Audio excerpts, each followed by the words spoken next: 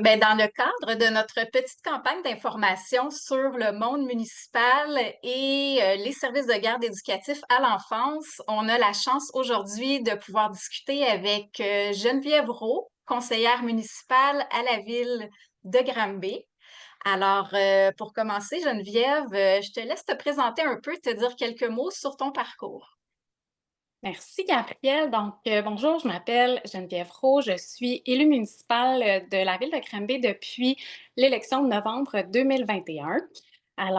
J'ai 41 ans, j'ai 3 enfants qui sont des jeunes adultes de 16, 18 et bientôt 20 ans.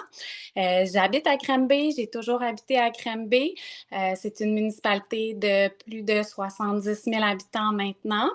Rapidement, mon parcours académique, je suis titulaire de 3 certificats à l'université, en administration, en psychologie et en études pluridisciplinaires, incluant l'aménagement du territoire et l'urbanisme, entre autres. Et je suis étudiante à l'Université Laval pour un 4e certificat en droit. Au niveau professionnel, euh, j'ai euh, j'ai longtemps consacrer beaucoup de temps à ma conciliation travail-famille. J'acceptais des mandats de chargé de projet, de gestionnaire. J'ai été également propriétaire d'un service de garde en milieu familial quand mes enfants étaient tout petits. Alors, j'ai navigué à travers la conciliation pour, oui, être présente auprès de mes enfants, mais me réaliser également là, professionnellement et poursuivre mes études à travers tout ça. Super, merci beaucoup. Alors, Geneviève, sachant que nous, à ma place au travail, on s'adresse principalement à des parents qui vivent ou qui ont vécu les impacts du manque de Mhm. place en service de garde éducatif à l'enfance, qu'on s'adresse aussi à toute autre personne alliée, préoccupée par le problème, donc qui sont en faveur du développement d'un réseau de services de garde éducatif fort, accessible, abordable, de qualité et inclusif. Et sachant que le gouvernement provincial reste le principal responsable, mais que nos villes ont aussi un pouvoir d'agir finalement, on aimerait ça démystifier aujourd'hui comment, en tant que citoyennes et citoyens, on peut interpeller, disons, le palier municipal pour faire valoir notre cause. Alors, premièrement, on était curieuse de savoir si tu pouvais nous expliquer comment se passe, comment se déroule un peu une campagne électorale au niveau municipal. Pour ma part, une campagne électorale, ça se décide. On a des dates à respecter au niveau du dépôt de mise en candidature. Actuellement, la prochaine élection, elle est le 7 novembre. À partir du 19 septembre, on pouvait déposer notre candidature. On s'adresse à la présidente ou au président de l'élection pour obtenir le formulaire.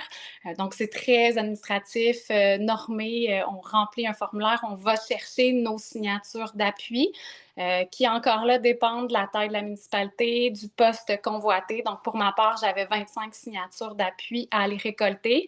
Pas des gens qui vont nécessairement voter pour moi, mais qui entérinent le fait que je souhaite déposer une candidature.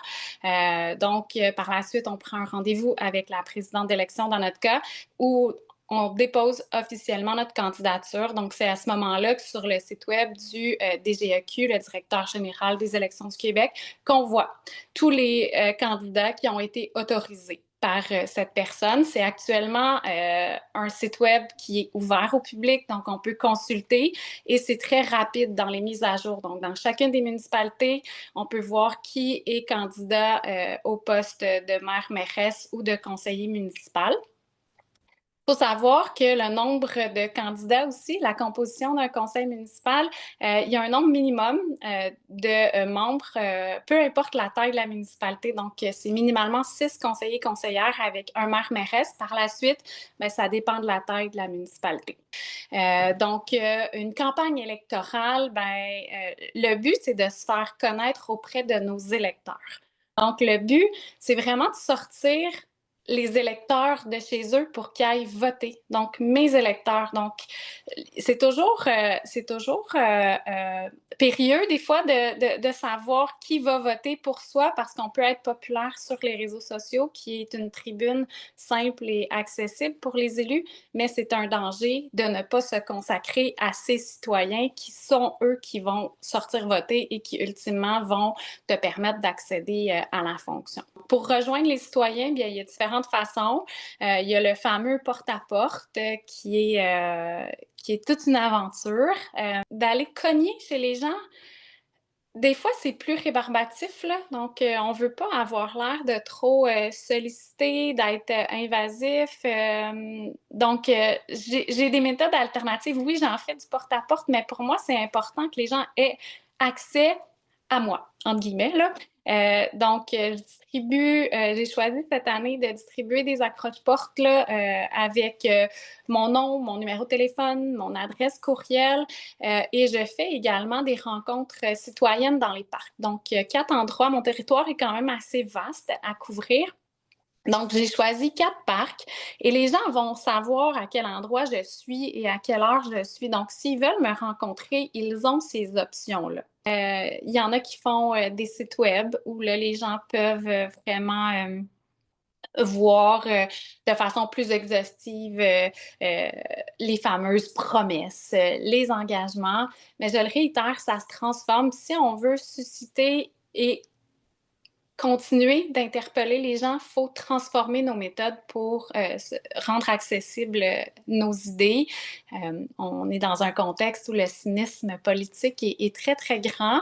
Moi, j'adhère à certaines choses, puis en même temps, ben, je me garde une unicité où j'en fais pas de promesses, là, parce que le but de chaque élu, ben, c'est de répondre aux besoins de la population. Ça fait partie de notre mandat, donc c'est très variable, là. Donc, les gens, pendant cette campagne-là, ben, les élus, les candidats essaient de se faire connaître par les électeurs, puis les électeurs, ben, doivent s'intéresser aussi à qui sont les candidats. Il y a une transformation des médias papier notamment, donc c'est différent. On est par le numérique. Donc, on essaie de se faufiler à travers ça par des méthodes créatives, là, je dirais. Donc, c'était un peu ma prochaine question Oui, comme électeur, électrice, comment oui. entrer en contact avec nos candidats? Mais là, je comprends que nos candidats, Mm. justement, vont peut-être nous avoir laissé des moyens de les rejoindre sur un Oui. accroche-porte, vont peut-être avoir annoncé des assemblées Mhm. citoyennes. Est-ce que tu as d'autres exemples de façon dont les candidats procèdent habituellement pour aller à la rencontre, se faire connaître? Ben, c'est la diffusion des coordonnées, là, je dirais. Chacun encore Surtout. là a ses méthodes. Moi, j'ai choisi d'y aller vers les accroche-portes pour donner mes coordonnées aux gens. Donc, je trouve qu'il y a une part de responsabilité mutuelle dans je t'informe, mais c'est à toi aussi de me contacter également. Donc, le message à passer, ben, c'est de ne pas hésiter à entrer en contact avec les élus parce qu'ils sont là pour vous répondre et vous partager leur point de vue, leurs orientations. Donc, il faut que l'électeur s'informe également. Il y a des petites recherches à faire aussi. Donc, c'est un travail d'équipe, là, je dirais. Et je t'entends parler de l'importance Partout. aussi pour la population de Oui. s'intéresser à ce qui se Mhm. passe au niveau municipal. Donc, si en quelques mots, tu avais à nous convaincre de l'importance de s'intéresser à ce qui se passe au palier politique municipal, quels seraient ces quelques mots? Proximité, décision qui concerne directement la qualité de vie, les services de la population. Euh, un élu municipal, son travail, c'est pas d'intervenir dans les dossiers administratifs ou opérationnels, mais c'est de donner des orientations. Donc, moi, les orientations que je donne, elles doivent être calquées sur la réponse aux besoins de la population. Donc, intéressez-vous, on prend des décisions qui ont un impact direct et j'ajouterais rapide également. Donc, on peut faire des changements rapides dans le milieu municipal. Ça peut avoir un impact significatif. Mais faut apprendre à communiquer entre nous. Donc, proximité, efficacité. Donc, c'est des décisions qui vont nous affecter de près et Oui, parfois rapidement. Donc, oui. c'est ce qui est le Je me plus près de permettrais nous oui, finalement. ouais, je me permettrais d'ajouter que je définis mon rôle comme une facilitatrice, en fait. Donc, j'entends les préoccupations des gens dans leur milieu, là, dans leur vie, dans leur quotidien, sur leur trottoir en avant de leur domicile, dans les services qu'ils utilisent, le processus d'inscription pour un cours, pour le camp de jour. Et plus on nomme un besoin, au-delà d'être ça marche pas, il y a un problème, OK, on va resserrer un petit peu justement l'entonnoir ou OK, on va arriver à isoler quelque chose qui est très spécifique mais qui peut être, somme toute, relativement simple à régler. Oui, après, il y a un jeu budgétaire qui peut être inhérent à cette décision-là, mais des fois, là, ça peut être très simple, le changement qui peut se faire dans la communication, entre autres. Donc, dans les dernières années, on a beaucoup travaillé sur cet axe-là, la communication envers les citoyens. Puis encore là, ben, je le réitère, chacun fait son travail d'élu à sa façon. Mais pour moi, c'est ma façon de répondre aux besoins des citoyens. Ça peut être tout simple de leur.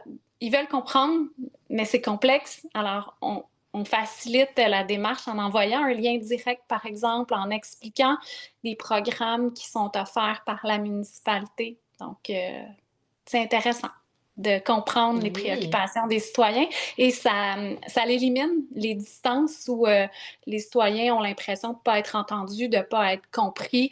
Je reste une citoyenne et je vis certaines réalités également. Donc, pour ma part, c'est toujours réjouissant de voir qu'on a enfin dénoué certaines petites impasses là, dans notre champ de compétences. C'est super Mm. intéressant. Et là, je me demande plus Mhm. concrètement, disons qu'on n'est pas Oui, en campagne électorale, oui. bon, nos élus sont en place Mhm. et comme citoyennes ou citoyens, on aimerait suggérer des choses à notre municipalité pour favoriser le développement de places en service de garde sur Mhm. le territoire. On aimerait sensibiliser l'administration municipale à cet Mhm. enjeu-là qu'on vit peut-être personnellement. Euh, Comment concrètement s'adresser à nos élus en tout temps? En tout temps, donc, faut comprendre qu'un élu a deux chapeaux. Donc, il y a le chapeau du représentant du district. Donc, les électeurs de mon secteur peuvent communiquer avec moi. Et en parallèle, ben, les élus, on est responsable de certains dossiers. Donc, on peut interpeller un élu soit par la nature des dossiers dont il est responsable ou parce que c'est le représentant de son secteur qui, lui, l'orientera peut-être vers un collègue plus apte à répondre à ses questionnements ou faire cheminer sa demande. On a également des politiques, on travaille sous forme de politique et de plan d'action. Alors, à certains moments, il y a des comités qui sont formés pour faire la révision de certaines politiques, pour faire le suivi de certains plans d'action. Donc, c'est une façon également, dans l'axe de consultation citoyenne. Beaucoup de municipalités mettent à la disposition des citoyens des comités consultatifs également sur certains thèmes. Et si ça n'existe pas, vous pouvez le demander également. Donc, attendez pas d'avoir une occasion de vous exprimer. Vous pouvez solliciter une rencontre, mais préparez-vous. Déposez-le sous forme sans aller vers un mémoire complet, mais déposez, préparez votre argumentaire lorsque j'en rencontre beaucoup de citoyens qui veulent me parler d'un projet. On peut le travailler ensemble également en amont. Donc, avant d'interpeller tous les élus, en leur adressant un courriel à tous, très générique, ça se peut que ça passe en diagonale puis que ça ne suscite pas l'intérêt tel que ce serait optimal. Donc, préparer un dossier. Il y a également les tables de concertation, en fait. Donc, les organismes qui sont porteurs plus spécifiquement de certaines missions sont également des gens qui peuvent porter ce message-là. Donc, via les tables de concertation, Moi, j'ai choisi comme élu de siéger sur les tables de concertation ou minimalement d'être informée, de connaître quelles sont les priorités, quels sont les besoins qui sont nommés par les acteurs du milieu. Et ça peut être par le biais de l'aide d'appui, par exemple, d'une table de concertation qu'on peut interpeller les élus. Nous, on travaille sous forme de comité, donc sous ma responsabilité du développement social, bien, on a notre comité de développement social où là sont traitées les demandes qui nous sont acheminées. Donc, c'est différentes façons d'interpeller. Moi, j'ai dans l'équipe administrative, ben, il y a des gens qui travaillent en développement social. Donc, ça peut être le personnel administratif qu'on interpelle ou ça peut être au niveau politique qu'on peut être interpellé là, également. Super. Donc, je comprends qu'il y a Il y a différentes plein de façons de façons. s'y prendre, Oui, mais avec la proximité du municipal, c'est quand même possible même de s'asseoir puis de jaser oui, avec un élu en ayant un dossier bien préparé, des revendications bien préparées, euh, où on peut s'allier à une table de concertation ou se diriger plutôt vers le personnel administratif. Alors, il y en oui. a Il y a plusieurs différentes. des chemins qu'on peut utiliser. Oui, il y a différentes façons et le chemin qu'on va utiliser va dépendre de la finalité souhaitée, en fait. Si c'est vraiment au niveau politique, au niveau des revendications, au niveau de la sensibilisation, ben, on choisit telle personne. Mais on peut être stratégique aussi par le caractère ou la personnalité des élus. Là, Ah, donc il y a peut-être des élus déjà plus sensibilisés que d'autres à notre cause. ben, peut-être, on met toutes les cartes, on peut mettre toutes les cartes dans notre manche aussi. Puis on parle pas de lobbying, on parle pas de favoritisme, mais chaque élu a son profil également. On reste des individus, on est neutre, mais on a quand même des dossiers ou des chevals de bataille qui nous sont plus chers, là, si on veut. Si on les cumule aussi à notre expérience sur le terrain, ben c'est là où on atteint une plus grande adhésion, puis on peut cheminer dans le même sens. Et disons, au-delà d'agir sur Mm. son propre territoire, Oui, est-ce qu'une municipalité, par exemple, peut avoir une voix auprès du gouvernement provincial pour oui, exprimer des besoins ou mener de front un projet? oui. Comment Ben, ça peut c'est se passer? comment ça peut se passer? Il y a des organisations dont c'est le rôle et la mission de relever des enjeux municipaux, de se regrouper et après ça, d'aller militer en commission parlementaire, par exemple, ou d'aller solliciter des rencontres avec les dirigeants et les décideurs des programmes, en fait. Donc, moi, je siège sur une commission à l'UMQ, à l'Union des municipalités du Québec, qui est un des regroupements de municipalités. Euh, donc, on a des thèmes qui sont abordés, qui sont des préoccupations, des priorités également, qui sont pas nécessairement des champs de compétences directement municipaux, comme les services de garde, mais chacun peut relever ces enjeux-là. On a des présentations, donc l'UMQ peut être un interlocuteur auprès du gouvernement en représentant les municipalités. Il y a également des partenaires externes qui sont nos ressources, en fait, comme municipalité. Donc, je pense à Espace Muni notamment, qui développe des guides parce qu'on navigue un peu à travers un grand flou des fois. C'est quoi gérer une municipalité? On a de plus en plus de dossiers qui nous sont confiés également. Donc, il y a des organismes qui sont là pour regrouper cette information-là, pour nous aider, des outils d'aide à la décision, entre autres, ou favoriser les discussions, là, comment aborder certains sujets, entre autres. Parce que au final, ben, quand on est plusieurs à penser à cet enjeu-là, ben, il y a lieu de regrouper toutes nos bonnes pratiques, nos informations communes. De ça va résulter un guide qui va être mis à la disposition pour consultation par les gens interpellés par le sujet, là, tant pour les parents, les Mhm. utilisateurs que pour les décideurs. Si, super intéressant. Puis, pour terminer, Geneviève, j'aurais été curieuse de t'entendre dire quelques mots sur toi en tant que conseillère municipale, mais aussi en tant que citoyenne femme et mère, euh, pour toi, quelle est l'importance de façon générale de l'accès universel, disons, pour toutes les familles au Québec à des places abordables de qualité inclusive en service de garde éducatif à l'enfance? Je... Merci de me poser la question parce que oui, ça permet de m'exprimer et en toute humilité, je pense que certains de mes points de vue ou de mes partages d'expériences vont probablement rejoindre certaines autres personnes également, parce que ça reste un dossier personnel de trouver, de choisir de vouloir être parent, après ça, de trouver une place en service de garde.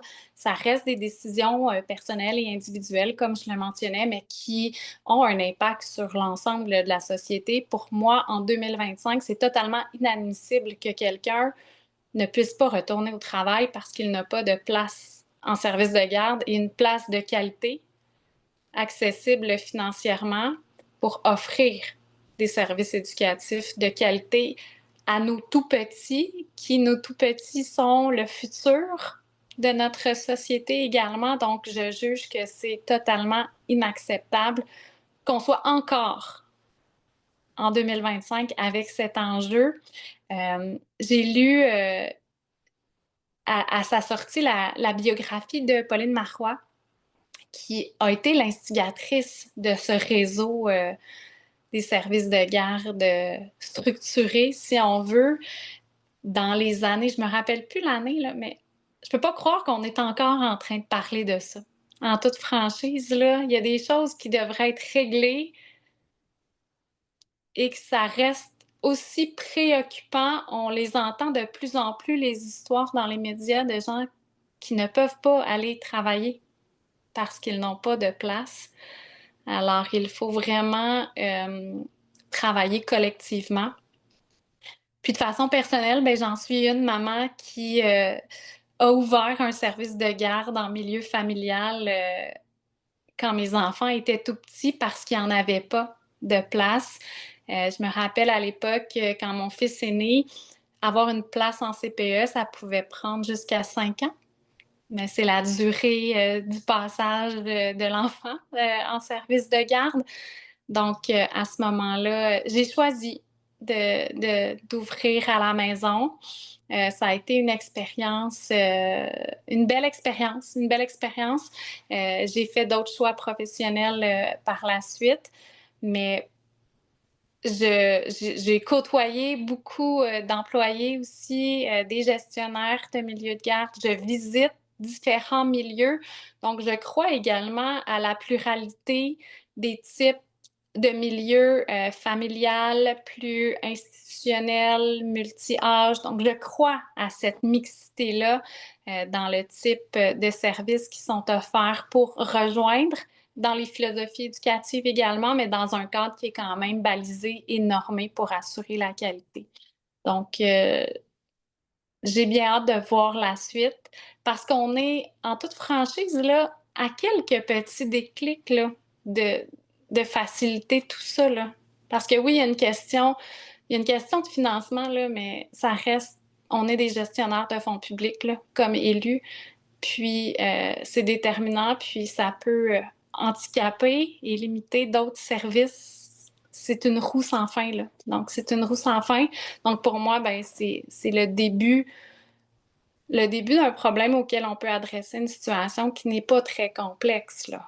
Mais de favoriser la professionnalisation également du personnel, puis en utilisant nos leviers pour créer des installations qui sont intéressantes pour les familles parce que ce sont nos tout petits. Et je le rappelle, c'est l'avenir de nos municipalités, de notre province, du pays. C'est les citoyens de demain. Merci énormément, Geneviève. Tes propos étaient vraiment éclairants, intéressants. Puis, je te souhaite bonne suite pour la campagne électorale qui est encore en cours au moment où on se parle. Oui, effectivement, c'est la campagne électorale. Mais merci. Merci Merci pour beaucoup. l'opportunité.